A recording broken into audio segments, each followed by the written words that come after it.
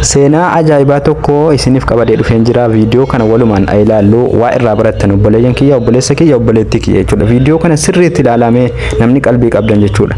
Lammiin Chaayinaa tokko yookiin lammiin Ameerikaa tokko haadha manaa sadii qabaa jechuudha. Haadha manaa sadan qabu kana keessaa sadan kana fattanuudhaaf yookiin madaaluudhaaf maal godhee amartii tokko jedhee saatii tokko jedhee birrii jedhee jechuudha itti kennee jechuudha. Rakkataa fakkeessee yookiin nama bakkeerraa fidee ulaa manaarra kaa'e jechuudha. Nabbaa qabeenya waan ta'eef fidee yeroo karaarra kaa'u akkuma argitan isii kana qalamee qayyii irra kaa'e jechuudha. Isiin kun gaarii miti ka jecha jedhu jechuudha.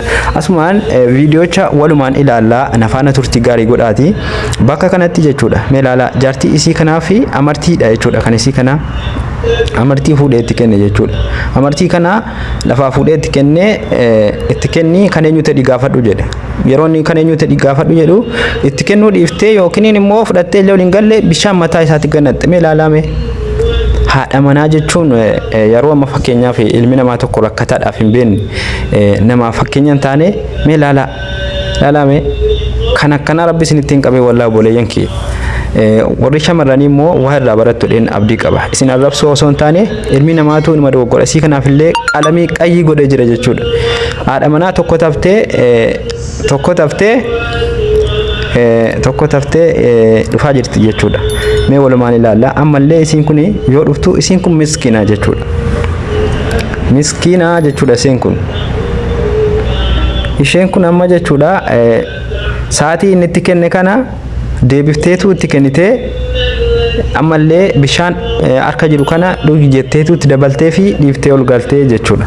Innaa waan akkasiitii viidiyoo kana laayik sheer godhaati hiriyootan keessan biraan. Kunoo haadha manaa gaarii jechuun nama akkasiitii jechuudha obboleeyyan kiyya. Waa irraa baradhaa. Viidiyoo callistanii sooshaal miidiyaa irratti ilaalaa nu deemaa jechuudha. Ammallee manatti ol galtee amma isii kanaaf yaa rabbi alhamdulillah jedhaa jira jechuudha. Namichi fuula rabbiitti ol galagalee jechuudha. Isii kanaaf ilaala geengoo itti maree keessaa hadda baafatee jira jechuudha. Challenge mana keessatti inni hojjete ammas waa kaartoona kana keessa jira jechuudha. Kaartoona kana keessa waatu jira. Mallattoo gaafii qaba sadanuu jechuudha. Mallattoo gaafii qaba. Mallattoo gaafii kan qabu keessa jarri lachan isin gidduu isin carqii bifa magariisaa yookiin bifa daggalaa keewwattu kun isii bishaan mataatti naqxee jechuudha. Isin duraan uffata diimaa huccuu diimaa kun immoo isii birrii fudhattee manatti ol seentee jechuudha. Dabalataan isin akirarra dhufte kun isii gurbaadhaaf bishaan kennitee fi waatti daddabaltee bira dabarfattee jechuudha. Inni garuu keessaa filatee jira. Daggala jala dhaabbatee waan ilaalaa tureef. Kanaafuu amma isin gidduu kun marra mushkilaa qabdi jechuudha. Amma haadha manaa akkasii kana rabbi isin ittiin fuudhee obboleeyyan kiyya. Isin asaantu kun maashaallah miskiinaadha. Marra miskiina. Isin kun illee jaartii yookiin obboleettii homaa kanaa wayii ta'uun ooltu. Innaa kanaafuu isii kanaaf isii jaartii haadha manaa isaa kanaaf chaalenjiin hojjete makiinaa yookiin suuraa makiinaa kaartoona keessa kaa'eefii jira jechuudha. Suuraa makiinaa. Challenge ni qopheesseef jechuudha. Ilaalame amma obboleettii isin fudhattee kitaaba isin fudhattee kufte kanallee miskiina jechuudha. Haati manaa isaa isin kun kitaaba isin fudhattee kufte gargaartee itti kennite jechuudha. Waraqaa isin fudhattee kufte kana lafaa ol fuutee gargaartee kenniteef jechuudha. Argitanii haadha manaa musiibaa rabbi isin ittiin qabina haadha manaa rakkataadhaaf hin beekne haadha manaa borro isin rakkiftuu rabbi isin hin kennin obboleeyyan kiyya. Masalan viidiyoo kana sheer godhaatii warra akkasii kana biraan gahaa waa hamadaaloo irraa waa habaratu jechuudha. Innaa kanaafuu viidiyoon kun wallaahi waan baay'ee nama ajaa'ibuudha. Challenge ajaa'ibaa hojjetee jira. Isi warri durattis ta'u fuutanii warra sadii fuutanii qabdan yookiin warra sadii fuuchuudhaaf abdii qabdan akkasuma ilaaluu qabdan madaaluu qabdan jechuudha. Innaa kanaafuu laala challenge jira kaartoona kuttee jirti. Isii kanaaf maal kenne? Mana yookiin suuraa fooqaa yookiin wama kanaa wayii kenne. Isii sanaaf immoo zero qodaa caccabaa waan taane keessa naqee jechuudha. Isii gidduutiif isii gidduu mataatti bishaan naqxeef ifattee jechuudha. Ilaalame waan inni challenge hojjeteef. Challenge hojjete ilaalaafi akkasiin jettu ilaala. Jaartii akkanaa kana rabbi isiniif hin kennin wallaahi dhugaa rabbii. Kunillee ta'u malee challenge yookiin diraamaadha. Haadha manaa kana rabbi isiniif hin kennin jedha obboleeyyan kiyya. Kun amma nama sakkanaa jira dhalateetuma jechuudha. Nama keessan jira kan haadha manaa keessan jibbu yuun jira kan abbaa keessan irraa isin dhalattan dhufee jibbu jira. Ilaalame challenge sidhaa kenname. ilaala konkolaataa yeroo ammaa kana keessa jeeba yookiin jeeba miti maannoo daawjii jedhama maqaan konkolaataa kana daawjii guddaa jedhama suuraa sanaatiin chaalenjii kaasee kenneeraafi jechuudha haadha manaa isaa gaarii kanaaf anillee akkasuma haadha manaa kiyya kan gaaromteef inshallah anillee akkasuma sadiis afuris fuuchuudhaaf abdiin nan qaba ilaalame jaartii musiibaa lacheen akkasii walloluu jirtu laala ilaala siin kun illee rifattee fi maal gootar kattiin qabin jettee konkolaataa inni kenneef sana chaalenjii inni konkolaataa inni kenneef sana maal gooti dabarsitee isii gedduu kanaaf kennite ati rabshaan irratti hin godhin jettee obboleettiin isaallee akkasuma rabshaan ittiin godhinaa jettee dhattee isa waamuu jirti innillee akkasuma dhufuu jira yoo argaa jiraattan dhufuu jira kunoo dhufee jira jechuudha maaliif rabshaan irratti gootan jedheetu dhufee loluu jira jechuudha asirra dhaabbatee jechuudha meelaala isanni dhufellee simannaa isin simatte ilaala haadha manaa jechuun nama akkasitti malee nama haqilii hin qabne nama safuu hin qabne nama dhaabbatu hin bareene nama taa'u hin bareene nama ka'u hin bareene akkasii rabbi isinitti hin qabini kun yeroo abbaa manaa dhufu simannaa isin simatte ilaala maashaallah tabaarakallah warri xiqqoo harki keessan sheerii gochuu beeku dubartii akkasii biraan sheerii godhaa gaa miskiinas taatus irraa waa hubatti nama rakkataadhaaf hin beekne taatullee wallaahi irraa hubata namni viidiyoo kanarraa irraa waa hubata jedheen abdii qabaa sheerii godha waanuma fedheefuu ilaala kun ilaalamee dhaabattuun bareeddii yoo intini taatullee hin bareedde jechuudha akkasuma kunillee diraamaadha haa ta'u maleeyyuu namni waa barata irraa waa barata jechuudha kayrii hojjechuun ofumaa fi yoo kayrii hojjettu ofumaaf borii keetiif arraafis boriifis ti fayyada kayrii hojjechuu jechuudha amma dubartiin tokko tokko xamaamaa dhumte akka jara kanaa kuni hin jirti jechuudha kan akka jara kanaa kuni hin jirti wanni si hubachuu qabdan wallaahi hin jirti masalan dubartiin ammisiin kayrii qabdu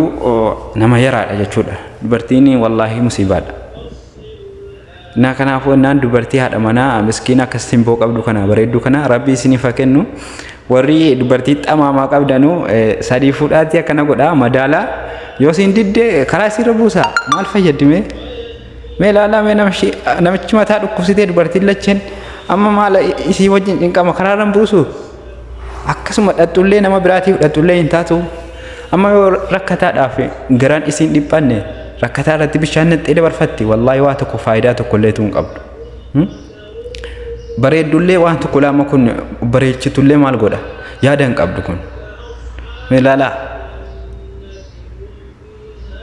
meelaalame akkasiin jettu kunillee la fungaa kana qalamii dibatte meelaala inni irraa garuu gammachuun qabu ilaalee jira argee jira jechuudha akka waan jedhe godhaa ture ilaalame saatii isa qaalittiin isii miskiinni yookiin haati manaa isaa isii miskiinni silaa gurbaatti kennite gurbaarkaa fuudhee fidee haati manaa kiyyaa isii miskiinni isii kana isin haadha manaa kiyyaa miti nama rakkataadhaaf hin dhiphanne nama rakkataadhaaf hin naane naasoo hin qabne jedheetu jechuudha isii madaaleetu saatii kana fidee ammallee furduree jira kaa'ee itti agarsiisee jechuudha isini galee amma jarri kun maal jedhaa jiranii